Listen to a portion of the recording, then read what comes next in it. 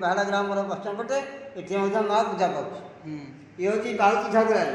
ବାହୁତି ହଁ ବାହାଡ଼ାଶୁଣୀ ଲକ୍ଷ୍ମୀ ସେ ହେଉଛି କାଲୁଣୀ ଚଣ୍ଡୀ। ହଁ ନମସ୍କାର। ଆଜି ଆମକୁ ମା ବାହାଡ଼ାଶୁଣୀଙ୍କ ମହିମା ଏବଂ ଐତିହ୍ୟ ଉପରେ କିଛି ଆମକୁ କହିବେ ଏବଂ ଏ ଆଖପାଖ ଅଞ୍ଚଳର ଲୋକମାନେ ମା ବାହାଡ଼ାଶୁଣୀଙ୍କ ଉପରେ ଅନେକ ଭରସା ଓ ବିଶ୍ୱାସ କରନ୍ତି। ଆପଣ କ'ଣ କହିବେ? ମା ବାହାଡ଼ାଶୁଣୀ ଠାକୁରାଣୀ ତୁମର ମଙ୍ଗଳ କରନ୍ତୁ, ତୁମ ମନସ୍କାମନା ପୂର୍ଣ୍ଣ କରନ୍ତୁ, ଶରୀର ଆରୋଗ୍ୟ କରନ୍ତୁ, ଧନ ଜନ ଗୋପଲକ୍ଷ୍ମୀ ପ୍ରାପ୍ତ କରନ୍ତୁ, ଯାତ୍ରା ସୁଫଳ ହେଉ। ଏ ବାହାଡ଼ାଶୁଣୀ ଠାକୁରାଣୀ ହେଉଛି ନୟାଗଡ଼ ଜିଲ୍ଲା ଅନ୍ତର୍ଗତ ଖଣ୍ଡପଡ଼ା ବ୍ଲକ ଆଉ ଭାପୁର ବନୱାଳୀପୁର ପଞ୍ଚାୟତର ଏ ବାହାଡ଼ାଶୁଣୀ ଠାକୁରାଣୀ ବାହାଡ଼ା ଗ୍ରାମରେ ଅବସ୍ଥିତ। ମୋ ଘରେ ହେଉଛି ବାଇଗୁଣିଆ। ମୁଁ ବାହାଡ଼ା ଗାଁ ସେବାଶ୍ରମ ଛାତ୍ରବୃତ୍ତିର ସେବା କରି ଆସୁଛୁ। ମୋ ନାଁ ହେଉଛି ବୈକୁଣ୍ଠ ମହାପାତ୍ର। ବାହାଡ଼ାଶୁଣୀ ଠାକୁରାଣୀଙ୍କ ଲାଗି ଆମେ ଉଜ୍ଜଳ। ଏଇ ମା ପ୍ରାୟ ଆମ 7 ବର୍ଷ ହେଲା ଆମେ ପୂଜା କରି ଆସୁଛୁ। ବାହାଡ଼ା ମୋ ଘର କଲେ ବି କିଛି ଖରାପ ହେବନି। ବାହାଡ଼ା ବି ମୋ ଘର।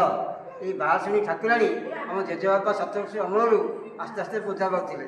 ଏ ଜାଗା ଥିଲା ଜଙ୍ଗଲ, କଲେଜ ଜଙ୍ଗଲ ପ୍ଲସ୍ ବାହାଡ଼ାଶୁଣୀ ଜଙ୍ଗଲ। ଏ ବାଘ ବି ଯାହା ମୁଣ୍ଡିଆରେ ଲମ୍ବିଥାଏ। ଏଠି ଲୋକ କେହି ଆସନ୍ତିନି। ଆସ୍ତେ ଆସ୍ତେ ଏ କଲେଜ ଫଙ୍କସନ୍ ହେଲା ଦିନଠାରୁ ଠାକୁରଙ୍କର ଆବିର୍ଭାବ ବଢ଼ିଲା।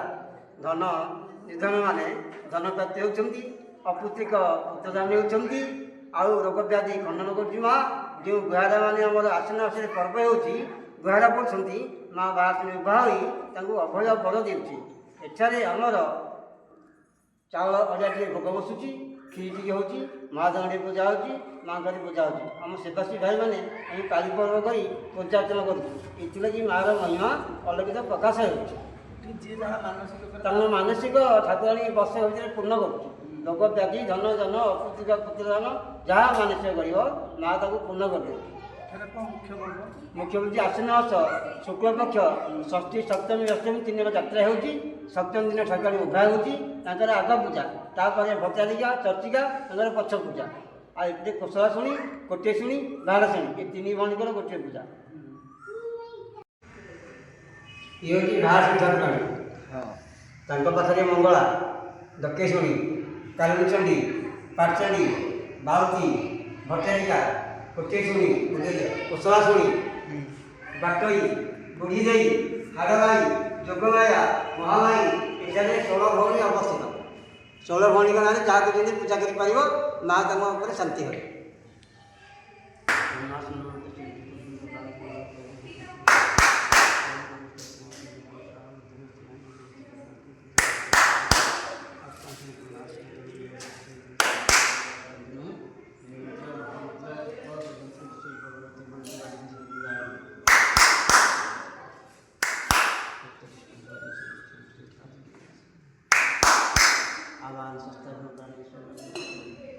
ओम शरणागतनाथ परित्राण परायणे सर्वशास्त्र श्री नारायणी नमस्तुते मंत्रहीन भक्तिहीन सुरेश्वरी जगुजितमया देवी परिपूर्ण तदस्तु मे आभार न जानामि तदाचन पूजाश्चैव न जानामि क्षमस्व परमेश्वरी त्वमेव माता च पिता त्वमेव बन्धो च शाखा त्वमेव बुद्ध्यादपिनं त्वमेव सर्वं देव ମା ଯଜମାନଙ୍କର ମଙ୍ଗଳ କରିବ, ମନସ୍କାମନା ପୂର୍ଣ୍ଣ କରିବ, ଶରୀର ଆରୋଗ୍ୟ କରିବ। ମା ଧନ ଜନ ଗୋପଲକ୍ଷ୍ମୀ ପ୍ରାପ୍ତ କରିବ। ଯାତ୍ରାରେ ଦୂରରୁ ଯିଏ ଯାହା ମାନସିକ କରିଛନ୍ତି ତାଙ୍କ ମନସ୍କାମନା ପୂର୍ଣ୍ଣ କରିବ। ଭଗବତୀ ଶ୍ରୀ ବାହାଡ଼ାଶୁଣୀ ଦେବୀ ସନ୍ତୁଷ୍ଟ ଭଗବାଇ। ସେ ଜାଗାକୁ ଆଗରୁ କିଏ ସବୁ ଆସିଛନ୍ତି? ଏ ଜାଗାକୁ ପ୍ରଥମେ ଆସିଥିଲେ ଶଙ୍କର ଗଣ୍ଠି, ତାପରେ ଆସିଲେ ବ୍ରହ୍ମପୁର ଭକ୍ତମାନେ ଆସିକି ପହଞ୍ଚିଲେ, ନୟାଗଡ଼ରେ ଆସିକି ପହଞ୍ଚିଲେ, ଆରେ ଖୋର୍ଦ୍ଧା ଲୋକ ଆସିକି ପହଞ୍ଚିଲେ। ଏବେ ବହୁତ ଦୂର ରାସ୍ତାରୁ ତାଙ୍କ ନାଁ ବିଖ୍ୟାତ ହେବାରୁ ଠାକୁର ତାଙ୍କ ମନସ୍କାମନା ପୂର୍ଣ୍ଣ କରିବାରୁ ଶୁଣାଶୁଣି କରି ବହୁତ ଦୂର ବାଟରୁ ଲୋକ ବି ଆସୁଛନ୍ତି। ଏଠି ଆମ ଆସପାସ 20-30 କିଲୋମିଟର ମୌଜାର ଲୋକ ପ୍ରାୟ ସଦାବେଳେ ଆସନ୍ତି।